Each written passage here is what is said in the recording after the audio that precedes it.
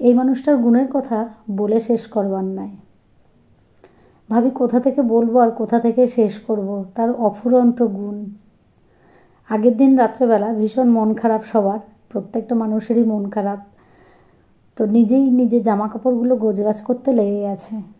আর নিজের জামা কাপড়গুলো নিজেই গুছিয়ে নিতে বেশি পছন্দ করে, কেননা ভাবে যে আমি যদি একটা কিছু ছেড়ে যাই তাহলে ওইখানে গিয়ে আমাকে আবার প্রবলেমে পড়তে হবে।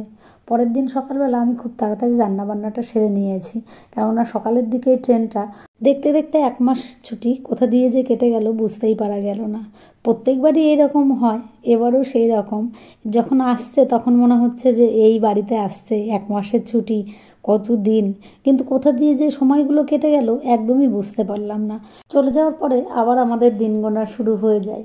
এইভাবে আসা যাওয়ার মধ্যে দিয়ে আমাদের জীবনটা কোথা দিয়ে যে কেটে যাচ্ছে বুঝতেই পারছি না। সময় তো কারোর জন্য বসে থাকে না, সময় সময়ের নিয়মে ঠিক বয়ে চলে। এই তো আজকে এখানে আছে, কালকে কোথায় থাকবে। তো এইভাবেই সময়টা চলে, কি আর করা যাবে। আর আমি যাচ্ছি এগোতে।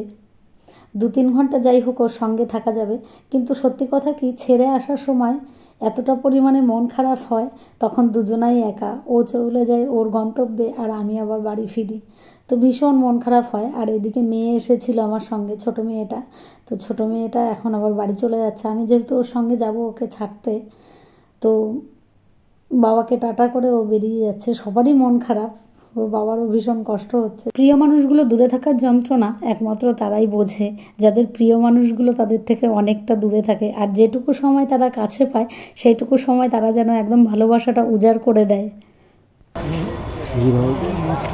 ভিড় তো হবেই।